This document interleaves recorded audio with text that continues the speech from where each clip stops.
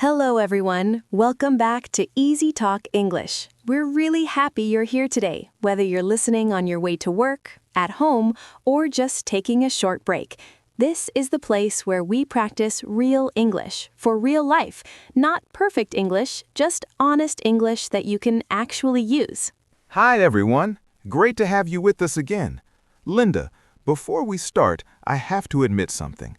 I didn't sleep very well last night, and I think many people listening will understand exactly why. Oh, really? That already sounds very familiar. What happened, Alex? Was it one of those nights where your body is tired, but your brain just refuses to stop? Exactly that. I had an important meeting this morning, and once I went to bed, my mind just started running.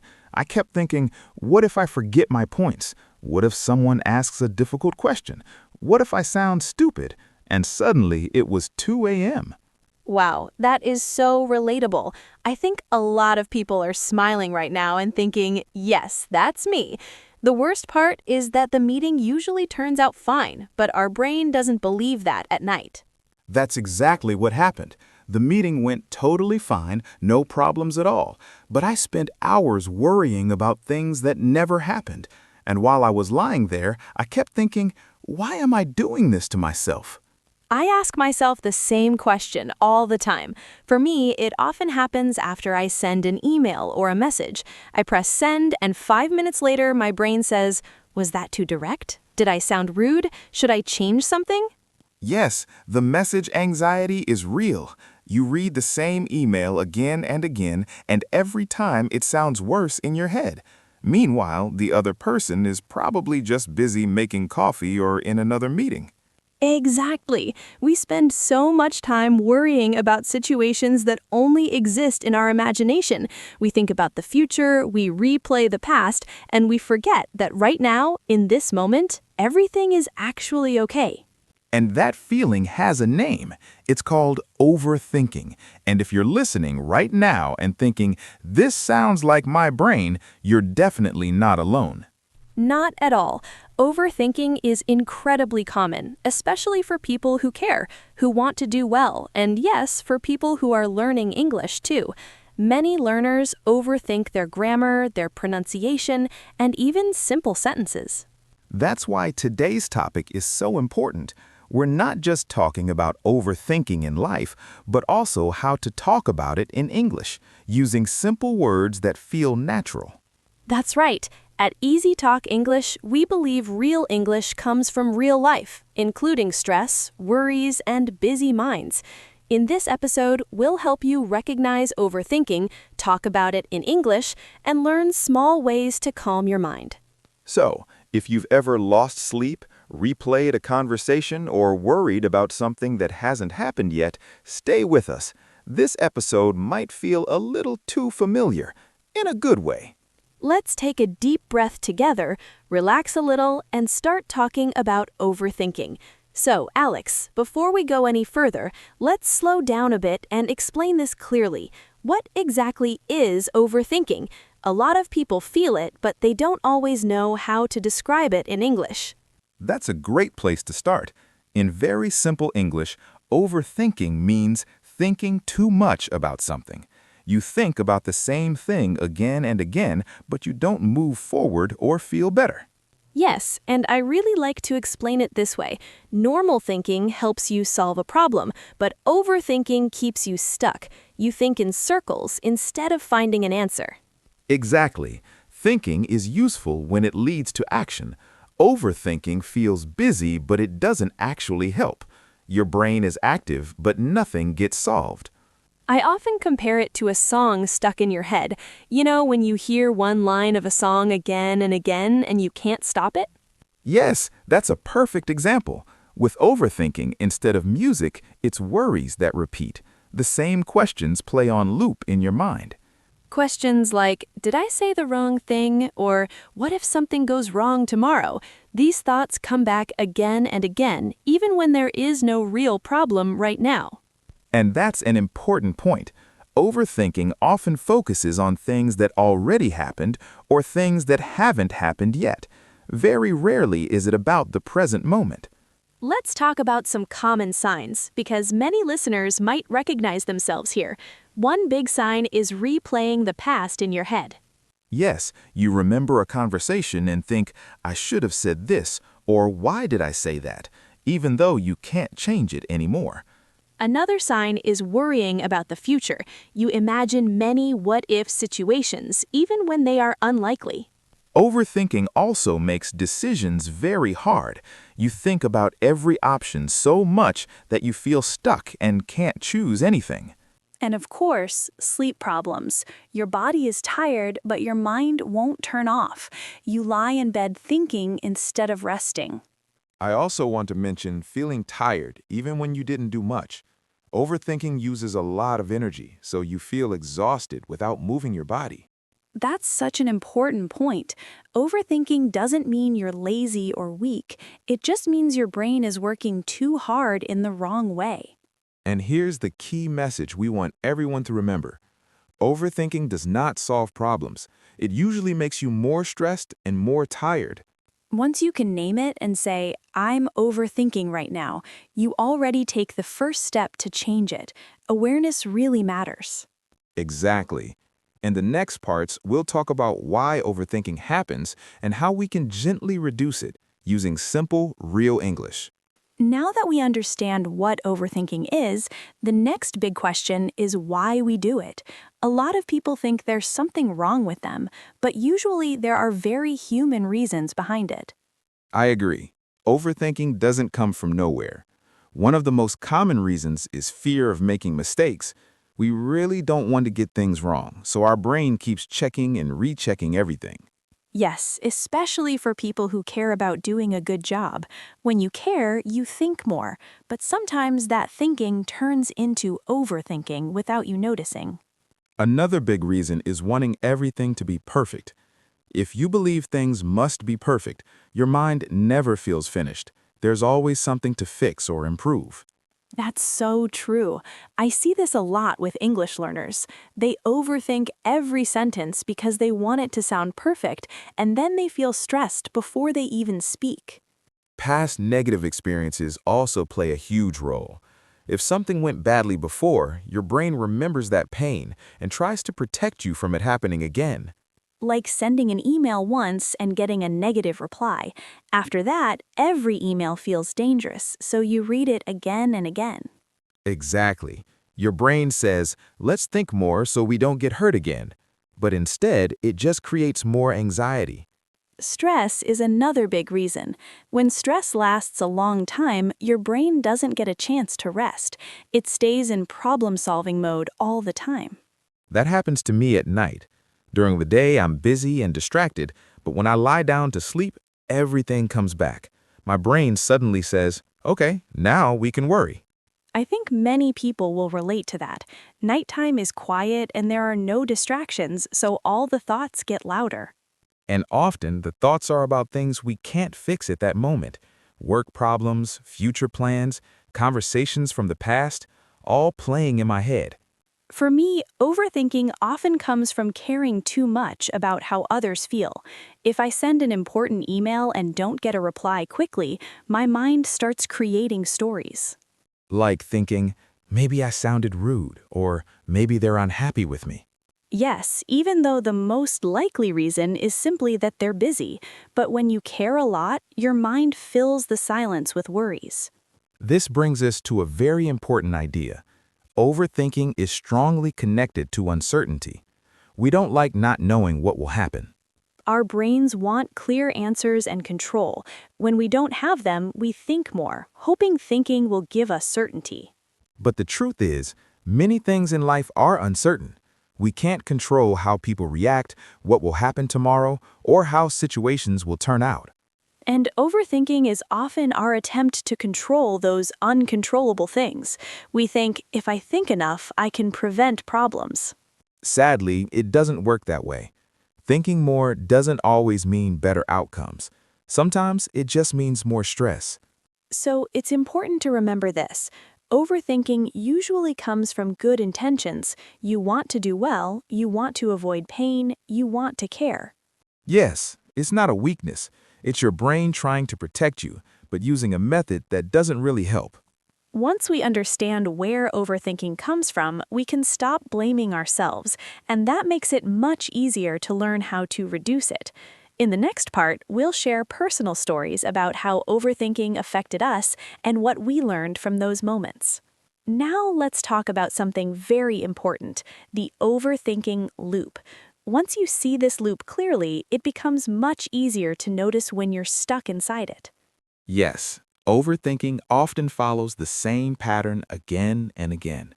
It usually starts with a trigger, something small but emotional. That trigger could be a message, a meeting, a look from someone, or even a random thought. On its own, it's usually not a big problem. Then comes the second step, analyzing. Your brain starts asking questions like, what did that mean? Or did I do something wrong? At this point, thinking can still feel useful. You believe you're being careful or responsible, but then the loop goes deeper. Exactly. After analyzing, we move to imagining. This is where things get tricky. We imagine negative outcomes that haven't happened. Like imagining your boss is unhappy or a friend is upset, even though you don't have real proof. And then comes the emotional part. You start to feel worse. You feel anxious, stressed, or sad because of those imagined scenarios. Those feelings make your brain think, something is wrong. I need to think more. So you go back to thinking again. And that's the loop. Trigger, analyze, imagine, feel worse, then think more. It can repeat for minutes, hours, or even days. I think many listeners are nodding right now because this loop feels very familiar. Let's talk about the common topics people overthink about. One big one is work. Yes, work is a huge trigger. People overthink meetings, presentations, emails, and feedback from their boss. Questions like, did I say the wrong thing? Or will I lose my job? Start playing again and again. Another very common topic is relationships. Friends, partners, family, even colleagues. We overthink messages a lot. Why did they reply so short? Or why haven't they replied yet? Money is another big one. People worry about spending, saving, future security, and unexpected problems. Health is also a common topic. A small headache suddenly becomes something very serious in your imagination. And then there are past mistakes, things you said years ago that suddenly appear in your mind late at night. Or worries about the future. What if I fail? What if I make the wrong choice? What if everything goes wrong? Now, let's pause for a moment and ask our listeners a few questions. When you overthink, what usually triggers it for you? Is it work, relationships, money, health, or something else? And when does it happen most? During the day or at night? Another important question is this. When you are overthinking, do you feel better or worse? For most people, the honest answer is worse. Overthinking rarely brings peace. That's why awareness is so important.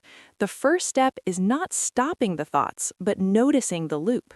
When you can say, oh, I'm overthinking right now, you create a small space. And that space is powerful. It gives you a chance to choose a different response instead of staying stuck. You're no longer fighting your thoughts, you're observing them, and that's the beginning of change. In the next part, we'll talk about practical ways to interrupt this loop and calm the mind in real-life situations. Now, let's move to the part many people are waiting for. We understand overthinking, but how do we actually stop it in real life? Not in a perfect way, but in a human, realistic way. Yes, because overthinking doesn't stop just because we know the definition. It stops when we change what we do with our thoughts. Small actions can make a big difference. The first and most important tool is simply noticing the thought. You don't need to fight it or judge yourself. Just pause and say, oh, I'm overthinking right now. I do this a lot. When my brain starts repeating the same worry, I name it. Saying, this is overthinking, helps me step back instead of drowning in it. That small moment of awareness creates space. You are no longer the thought. You are the person watching the thought, and that already reduces some pressure. The next tool I really like is called a worry window. It sounds simple, but it works surprisingly well. You give yourself permission to worry for a short time. For example, you decide, I will worry about this for 10 minutes. You can even set a timer. During that time, you let the worries come. But when the time is over, you stop. You tell yourself, okay, I've worried enough for now. This helps your brain feel heard without letting it control the whole day. Another very helpful tool is writing your thoughts down. When worries stay in your head, they feel heavy and confusing. Writing gives them shape. I keep a small notebook near me. When I feel overwhelmed, I write 1 or 2 sentences about what's bothering me. Often, I feel calmer right away. Seeing the worry on paper makes it feel more manageable. Sometimes you even realize it's not as serious as it felt in your head. Next, let's talk about control. This one changed how I deal with stress. Ask yourself, can I control this situation or not? If the answer is yes, take one small action. If the answer is no, remind yourself that worrying won't change the outcome. Overthinking often comes from trying to control things like other people's reactions or the future. Letting go is hard, but very freeing. Another powerful tool is moving your body. Overthinking lives in the mind, but movement brings you back into your body. When I feel stuck in my thoughts, I go for a short walk. Even 10 minutes outside helps slow my thinking and reset my mood. For me, gentle movement like stretching or yoga works best. It tells my body that I'm safe and my mind follows. Now let's talk about mindfulness, but in a very light and simple way. You don't need to meditate for an hour.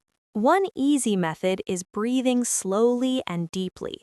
Focus on the air going in and out. Just a few breaths can calm your nervous system. Another great exercise is the 5-4-3-2-1 grounding technique. It helps when your mind is racing.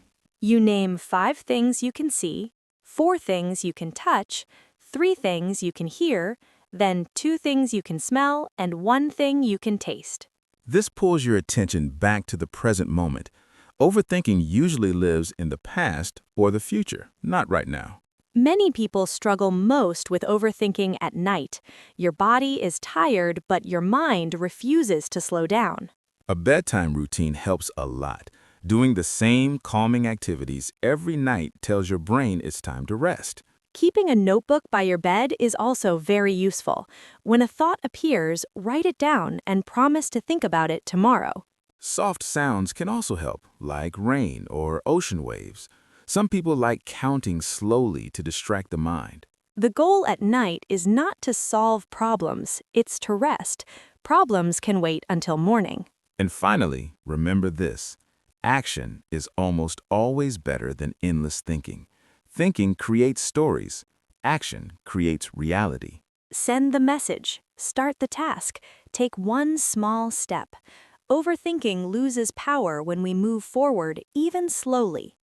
Now that we've talked about overthinking and how to manage it, let's focus on language, because sometimes being able to say how you feel already brings relief. English can be a tool for calm, not pressure. Exactly. When you can name your feeling, it becomes less scary. So let's learn some very natural sentences you can use when you're overthinking. The first one is very common and very useful. I can't stop thinking about. You can use it with anything that's stuck in your mind. For example, I can't stop thinking about that meeting. Or, I can't stop thinking about what I said yesterday. It's simple, honest, and people understand you immediately. The next phrase is one of my favorites. I'm probably overthinking this, but this sentence is powerful because it shows awareness. Yes, you're already stepping back from the thought. You might say, I'm probably overthinking this, but I feel nervous about the email. It sounds gentle, not dramatic. Another very relatable sentence is, my mind keeps going in circles. I love this one because it perfectly describes how overthinking feels. It really does. When you say that, people know you're stuck in a loop. For example, my mind keeps going in circles about this decision. Here's another phrase that helps when you feel mentally tired. I need to get out of my head. It means you want a break from thinking. I use this a lot. I might say, I need to get out of my head and go for a walk. It shows you want action, not more thinking. Now, let's talk about something very important. There is a difference between healthy thinking and overthinking. Healthy thinking helps you decide and move forward. Overthinking keeps you stuck without action and makes you feel worse. A good question to ask yourself is this helping me or hurting me? If thinking brings clarity, it's healthy. If it brings anxiety, it's probably overthinking. Another way to tell is your body. Healthy thinking feels calm or focused. Overthinking feels tight, heavy, or exhausting. This is where self-compassion comes in. Overthinking doesn't mean something is wrong with you, it means you're human. Yes, many kind, smart, caring people overthink. It often means you care deeply, not that you're weak. So instead of saying, "Why am I like this?" try saying, "I'm having a hard moment." That small change matters. Be kind to yourself the way you would be kind to a friend. You wouldn't tell a friend to stop being human. Inner peace doesn't come from controlling every thought. It comes from accepting that thoughts will come and go. Calm comes when we stop fighting our minds. When we allow thoughts to pass, they often lose their power. So remember, you don't need perfect thoughts to be okay. You just need gentle awareness and kindness. And the English you learned today can help you express that journey. Language is not just for speaking, it's also for healing. Before we end today's episode, let's slow down and review some key vocabulary together. These words will help you talk about overthinking and inner peace in real English. Don't worry about memorizing everything perfectly, just listen and feel the meaning. Yes, think of this as gentle practice. These are words you can use in daily conversations, not textbook English. Let's go one by one. The first word is overthink. To overthink means to think too much about something, often in a negative way. For example, I tend to overthink small problems at night. The next word is worry. Worry means feeling anxious about something that may happen. You could say, I worry too much about things I can't control. Our third word is distract. To distract means to move your attention away from something. For example, I listen to music to distract myself from worrying thoughts. Next is focus. To focus means to give attention to one thing. A useful sentence is, I try to focus on what I can control. The fifth word is ruminate. This means thinking about the same problem again and again. For example, I keep ruminating about past mistakes. And the last word is mindful. Being mindful means being aware of the present moment. You might say, I feel calmer when I try to be mindful. Now let's move to our question of the day. Take a moment and think about this honestly. What do you overthink about most? And the second question is just as important. What helps you stop overthinking, even a little? It could be walking, writing, breathing, or talking to someone. We really encourage you to share your answer in the comments. Writing your thoughts is also a form of practice, both for English and for your mind. If this episode felt relatable, please give it a like. It helps more English learners find our community and reminds us that we're not alone. And if you enjoy learning English through real conversations, don't forget to subscribe to EasyTalk English. We're here to learn together, step by step. Thank you for spending your time with us today. Remember, learning English doesn't have to feel stressful or perfect. Real English comes from real life, and a calm mind helps your English flow more naturally.